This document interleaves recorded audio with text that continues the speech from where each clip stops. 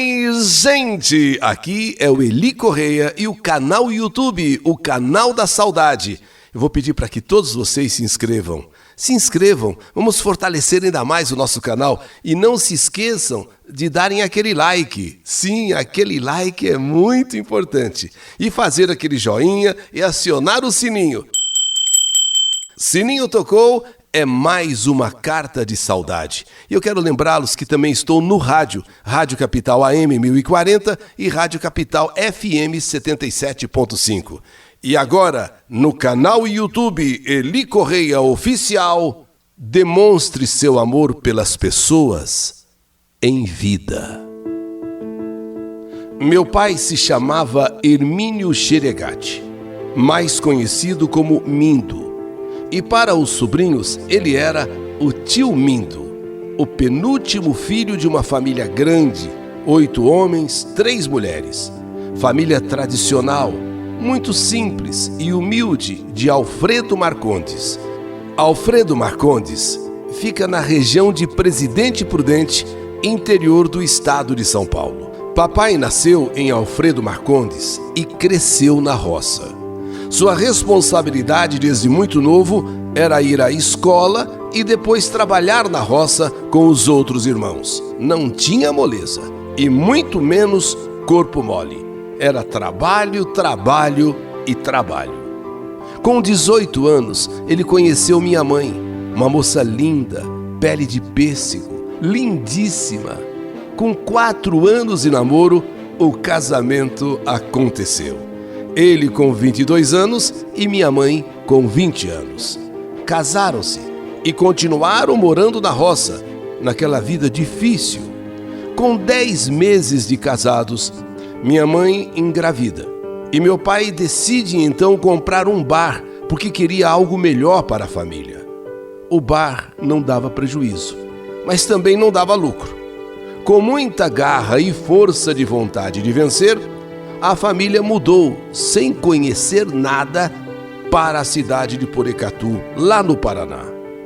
Em Porecatu, o meu pai arrumou um emprego de guarda, vigilante, no Banco do Brasil.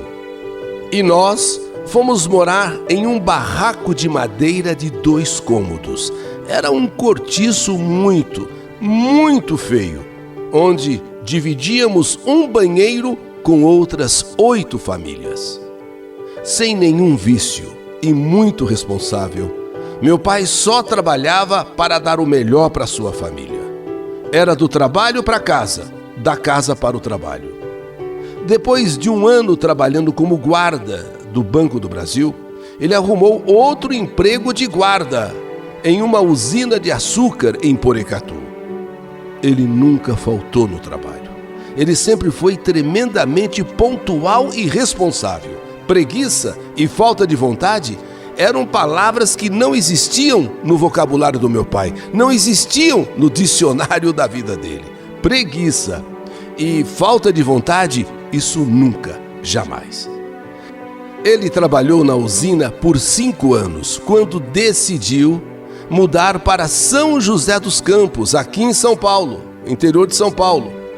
E essa mudança aconteceu porque, mais uma vez, meu pai foi atrás de uma vida melhor para a família. Em São José dos Campos, e com um curso de torneiro mecânico, ele arrumou um emprego na fábrica Avibraz, que na época era uma empresa de muito prestígio. Meu pai fazia peças para foguetes que iam para a guerra, porque a Avibraz era uma empresa bélica. Ele amava a profissão de torneiro mecânico. Era um profissional, vamos dizer assim, de mão cheia, detalhista ao extremo. Fazia tudo com muita perfeição, tanto que recebeu muitas homenagens ao longo dos 15 anos que trabalhou na Avibraz. Em 1983, a família aumentou porque eu nasci.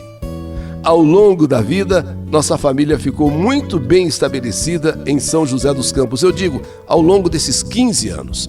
E quase todos os feriados prolongados viajávamos para o interior para visitar os parentes.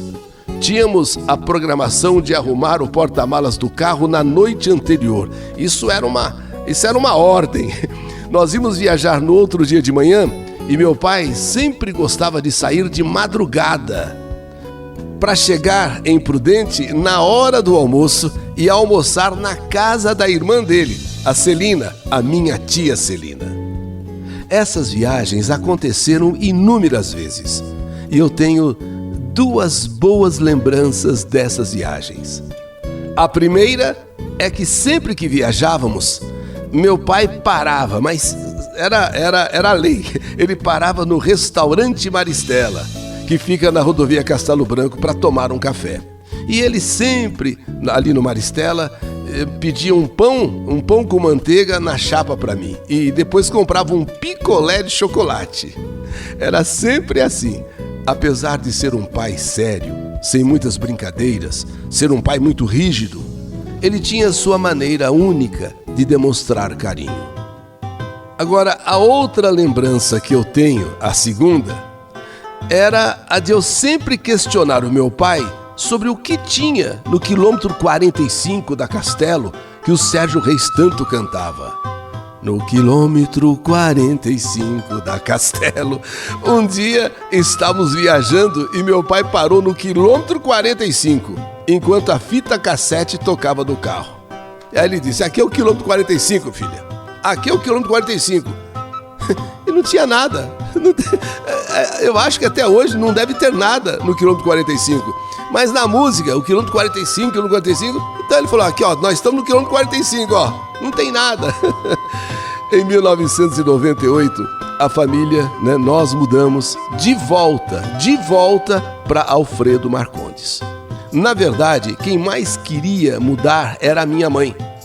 Porém, o meu pai só aceitou a mudança desde que ela concordasse que ele comprasse um caminhão, que era sua paixão, e trabalhasse por conta própria. Mudamos então de volta para Alfredo Marcondes e ele comprou o tão sonhado caminhão. Minha mãe autorizou. O negócio dele era trabalhar imediatamente, porque não podia faltar para a família nada. E assim ele fez. Arrumou um trabalho de pegar carne nos frigoríficos e distribuir nos açougues e supermercados da cidade. O que eu mais admirava no meu pai é a sua determinação. Sim, era a sua determinação. O que para muitas pessoas é sinal de teimosia. Nesse ponto, eu sou xerox do meu pai, mesmo tudo dando errado, mesmo as pessoas falando a ele sobre os perigos ou mostrando outras alternativas, quando ele colocava uma coisa na cabeça, ninguém o fazia mudar de ideia. Podia falar 1000 vezes que ele seguia firme e determinado naquilo que ele queria. E nisso eu sou igualzinho a ele. O tal caminhão só deu prejuízo, mas ele não desistia e sempre tinha em mente dar o melhor para a família. Depois de alguns anos só gastando dinheiro, depois de acidentes, do caminhão ter tombado em uma ribanceira, com muito, mas muito custo mesmo, o meu tio Miguel, irmão do meu pai, convenceu-o que era hora de dar adeus ao caminhão. Chega, para, tá na hora, basta. Papai então deu adeus ao caminhão, mas logo conseguiu um emprego em que se tornou mais uma vez motorista de caminhão, só que agora ele era empregado, mas consegue um trabalho e vai ser novamente motorista de caminhão, só que em caminhão dos outros. Em 2018, no auge dos seus 67 anos, ele começou a sentir dores de cabeça muito forte, mas muito forte mesmo, e não passava com nada. Meu pai ficou internado por 7 dias para fazer todos os exames, e o diagnóstico foi confirmado: início de Alzheimer. Nessa época, eu já morava na Filadélfia, Estados Unidos, aliás, de onde eu escrevo essa carta, aqui dos Estados Unidos, Filadélfia. Eu fiquei muito triste, desesperada quando eu soube da notícia, porque eu queria estar com a minha família nesse momento difícil, mas devido à distância eu não conseguia.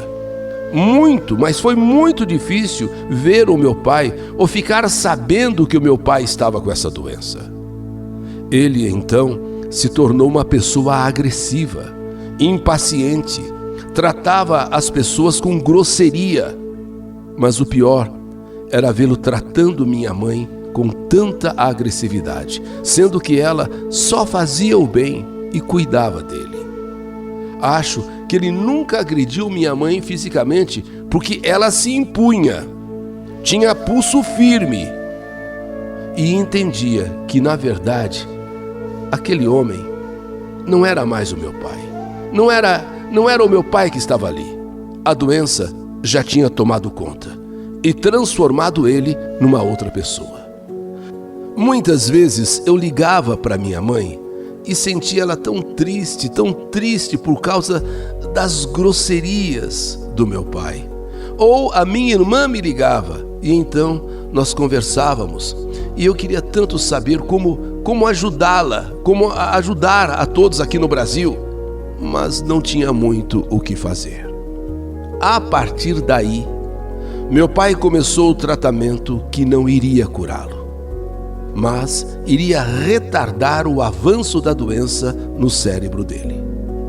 Foram 3 anos de tratamento e ao longo dos meses, dos anos, meu pai foi se entregando, foi perdendo a vontade de sair de casa, de fazer as atividades que tanto gostava. Ele só ficava em casa, não saía para lugar nenhum e ainda implicava quando a minha mãe tinha que sair. Tinha dias que ele estava bem calmo, conversando numa boa, mas certos dias ele estava muito agressivo, só dava respostas grosseiras a qualquer um que viesse conversar com ele. Em fevereiro de 2021, ele começou a reclamar de fortes dores nas pernas. Doíam, ele dizia que as pernas doíam. Os dias foram passando e minha mãe decidiu então levá-lo ao hospital, pois ele começou a perder a coordenação motora, não conseguia mais andar, não tinha forças nas pernas sequer para levantar, por exemplo, de uma cadeira. E após ser levado ao hospital, outro diagnóstico, AVC. Foi um AVC leve, mais ou menos leve, mas fez com que a cada dia ele perdesse mais e mais os movimentos, agora não só das pernas, mas do corpo todo. Com o diagnóstico de AVC, ele começou o tratamento para voltar a ter coordenação motora, pelo menos. O tratamento incluía muita fisioterapia e alguns remédios. Só que os remédios do AVC começaram a tirar o efeito dos remédios do Alzheimer. O médico então trocou os remédios do Alzheimer por outros, e esses outros mais fortes. Só que esses novos remédios deixaram meu pai louco. Isso mesmo, o meu pai pirou. Ele tinha que ficar amarrado na cama. Ele começou a ver vultos. Conversava com pessoas que já tinham falecido. Ele queria rasgar suas roupas. Ele não falava coisa com coisa. Os novos remédios, esses remédios que o médico trocou, muito fortes, o deixaram completamente fora de si. Ver meu pai nessa situação foi o momento mais difícil, mais duro. Aquele homem tão inteligente, aquele homem tão trabalhador, aquele homem que dirigia caminhão, que fazia tudo pela sua família. Aquele homem tinha ficado louco da cabeça. Nessa fase, ele teve de ficar internado porque não tínhamos condições de deixá-lo em casa. Ele se debatia na cama lá do hospital. E mais uma vez lá no hospital ele tentava rasgar as roupas. E da mesma maneira conversava com gente que já tinha morrido. Ele via vultos. Olha, uma tristeza muito grande. Minha mãe, uma mulher gigante, sempre esteve do lado dele. Nunca o deixou por nada. Enquanto eu, daqui dos Estados Unidos, ligava para minha mãe pelo menos umas 10 vezes por dia para saber como estavam as coisas. Além de ficar preocupada com a saúde do meu pai, eu ficava morrendo de medo de um dos dois pegarem Covid. Ou ele ou a minha mãe, só faltava isso. E a minha mãe ia todos os dias para o hospital ficar com ele. Após 5 dias internado, ele retorna para casa praticamente em estado vegetativo, pois não falava, não mexia o corpo, não respondia a nenhum sinal e se alimentava através de sonda. Eu fiz uma ligação de vídeo para minha mãe para saber como ele estava e pedi para que ela chegasse perto de meu pai. Quando então perguntei a ele: papai, o senhor sabe quem está falando? Sou eu, pai. Se o senhor souber quem sou eu, mexe a perna, um pouquinho que seja. Mexe a perna um pouquinho só, papai. E nada. Então eu pedi mais uma vez: papai, o senhor sabe quem está falando com o senhor? Então mexe a cabeça. Se o senhor souber quem está falando, mexe a cabeça. É quando então ele mexeu a cabeça com muita dificuldade, mas mexeu. Quer dizer, ele estava conseguindo entender. Ele estava pelo menos sabendo quem estava falando com ele, que era eu, sua filha. Aquilo me deixou muito emocionada. No estado em que ele se encontrava, ele ainda conseguia ter um fiapo de memória. 4 dias se passaram. A diabetes do meu pai subiu a 600. A ambulância foi chamada. Rapidamente meu pai foi levado ao hospital com muita febre. E mais uma vez, minha mãe ao lado dele, como sempre.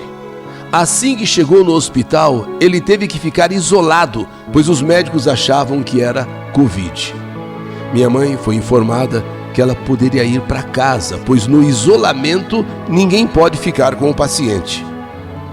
Mamãe então decide tirar uma foto de papai, que estava praticamente morto.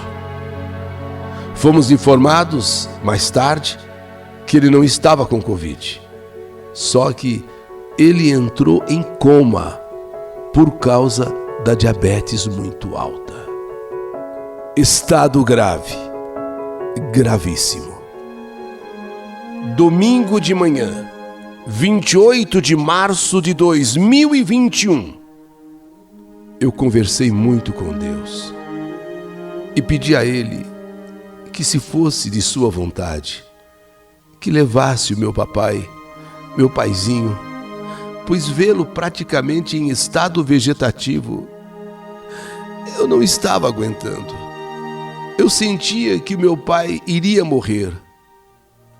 Você sente que aquela pessoa que você ama está nas últimas. Você até pede a Deus, né, que o leve para ele parar de sofrer. Mas quando vem a confirmação, quando chega realmente a notícia de que faleceu, de que morreu, a dor é dilacerante. É como se metade do seu coração fosse arrancado. E é assim que me sinto hoje. No dia que ficamos sabendo, no dia que eu recebi a notícia aqui nos Estados Unidos, que o coração de papai parou de bater, eu fiquei no telefone o dia inteiro com minha família. Eu ficava até a bateria do celular acabar, colocava para carregar de novo e ligava novamente. Eu e minha mãezinha, escolhemos uma camisa azul clara e uma calça social que o meu pai gostava e ficava muito bonito. Ele ficava muito bonito com aquela camisa azul clara, aquela calça social. E foi essa roupa que nós escolhemos para ele usar no caixão. Doeu muito não poder estar com a minha mãe. Doeu muito não poder estar ali naquela hora com a minha irmã durante esse momento tão duro. Mas não iria dar tempo também de eu pegar o avião e chegar até Alfredo Marcondes. Enquanto a minha irmã estava no hospital assinando os papéis do falecimento, eu estava com a minha mãe ao telefone. Eu não deixava o telefone por nada. E de repente, eu tenho que desligar o telefone com a minha mãe, porque a minha irmã precisava de ajuda para escolher as flores para colocar no caixão. Acabo a ligação com a minha irmã. Volto mais uma vez ligar para minha mãe. E assim foi todo o dia. O enterro aconteceu no dia seguinte, 29 de março de 2021. Eu acompanhei todo o velório e sepultamento pelo vídeo através do WhatsApp. O pior momento foi quando o carro da funerária chegou no cemitério e os amigos e um tio retirando o caixão com o corpo do meu pai. Não tem dor pior. É um sentimento como se metade do seu coração estivesse sendo ali, aquele momento, arrancado. Como se o seu coração naquele momento estivesse sendo cortado, estivesse sendo esmagado. Meu pai estava lindo, coberto com roupas brancas. Eu olhava meus tios, primos e amigos juntos, se abraçando, e eu não tinha ninguém para me dar um abraço ou um simples aperto de mão. A única coisa que eu tinha era a tela do meu celular. Ninguém tem ideia da dor que eu senti e ainda sinto. E quanto mais o tempo passa, mais a dor e a saudade aumentam. Preparamos uma homenagem a meu pai com uma pessoa tocando um violino. Momento de extrema emoção. Foi, se posso dizer, foi um enterro lindo e muito emocionante. 6 meses após o falecimento, eu fui ao Brasil resolver algumas situações burocráticas. Foi uma viagem muito difícil, sofrida, que eu chorei o voo inteiro. Fiquei 15 dias no Brasil e logo que cheguei, fui ao cemitério ver a sepultura do meu pai. Sentada no túmulo, eu pude de alguma maneira, de alguma forma, me conectar com ele.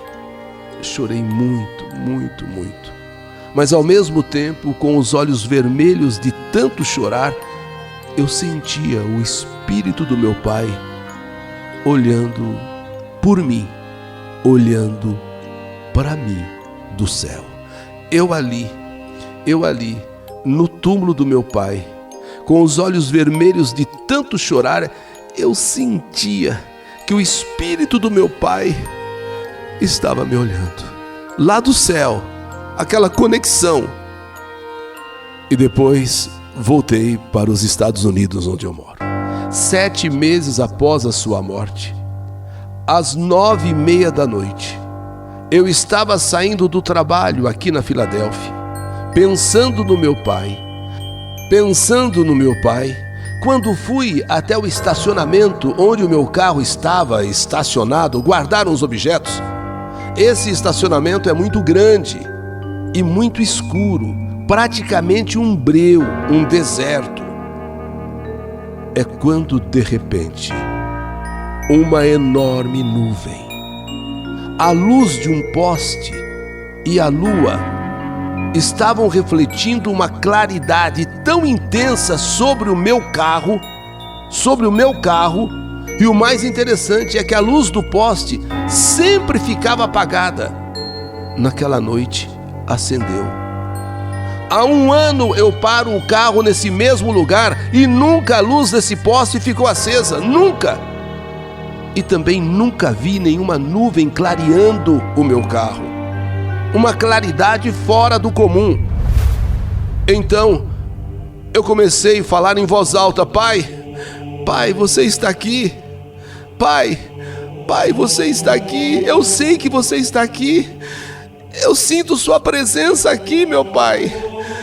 Pai, eu peguei o meu celular e tirei uma foto sem o flash da nuvem, da lua e do poste. Estou mandando inclusive essa foto para que todos possam comprovar o que eu estou dizendo. A claridade é a luz natural, coisa que eu nunca vi aqui no estacionamento. Como eu disse, um verdadeiro breu, sempre escuro. Nessa noite aconteceu essa luz e eu falei em voz alta muitas vezes: Pai, eu sinto sua presença aqui, Pai. A saudade e a dor que eu sinto cortam meu coração. Não tem um dia sequer que eu não pense no meu pai, ou que algo me faça lembrar dele. Eu daria tudo, absolutamente tudo, para tê-lo de volta. Meu pai, com muito custo, muito esforço, muito trabalho, muito sacrifício, nunca deixou faltar nada, nem para mim e nem para minha família. Pelo contrário, ele me ensinou a ser honesta, justa, pontual, trabalhadora. Meu pai era extremamente organizado com as finanças, anotava tudo no caderno, todos os gastos. Era um pai bravo. Aliás, eu apanhei inúmeras vezes de cinta e de chinelo quando era criança. Mas com todos os defeitos, ele foi o melhor pai do mundo. O homem que dava tudo e um pouco mais da vida dele para mim, para a família.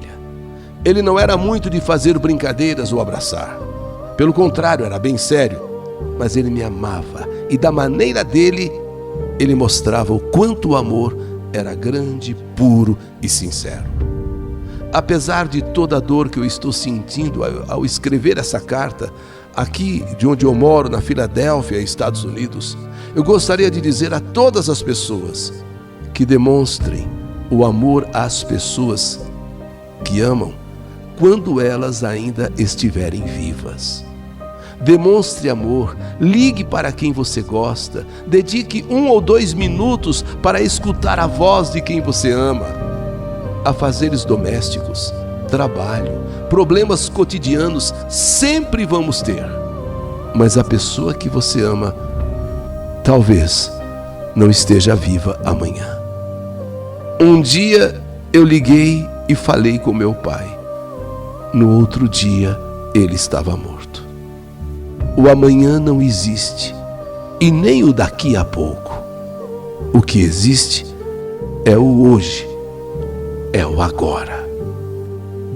No encerramento dessa carta, no encerramento dessa minha história, com tanta saudade que sinto do meu pai, eu peço a todas as pessoas, demonstrem o seu carinho, o seu amor, como se hoje fosse o último dia.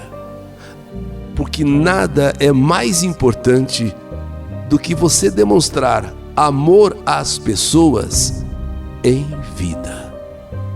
Porque o amanhã só Deus sabe. Ou ele, assim, esse era o meu pai, um homem super sério, um homem rígido que não era de muitas brincadeiras, mas ele me amava, ele tinha a maneira única dele de demonstrar amor tanto a mim quanto a minha irmã. E você ver esse homem que sempre dirigiu o caminhão, que sempre trabalhou, que nunca deixou faltar nada para a família, você ver esse homem perder as forças, ele não andava mais, ele não falava mais, e você vê-lo dentro de um caixão, estando longe, sem poder abraçar, sem poder estar perto da sua família, é muito difícil, é uma dor assim que a cada dia a dor aumenta mais, a cada dia a dor e a saudade aumentam mais. E eu não sei se o restaurante Maristela ainda existe, mas eu me recordo como se fosse ontem de todas as viagens que nós fazíamos e sempre nós parávamos no restaurante Maristela e ele sempre trazia até o carro um pão com manteiga na chapa e um sorvete de chocolate, e eu sempre questionava meu pai, falava: pai, mas o que tanto tem nesse quilômetro 45 da Castelo que o Sérgio Reis canta?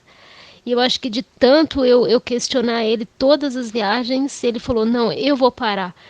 E um dia nós estávamos indo para o interior, ele parou no quilômetro 45.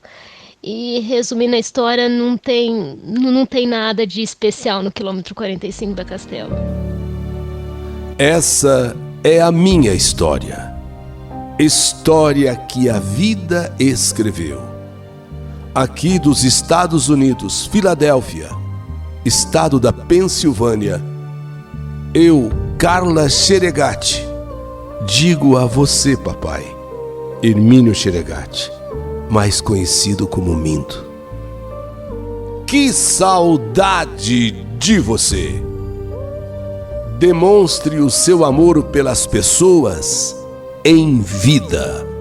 História do canal YouTube Eli Correia Oficial.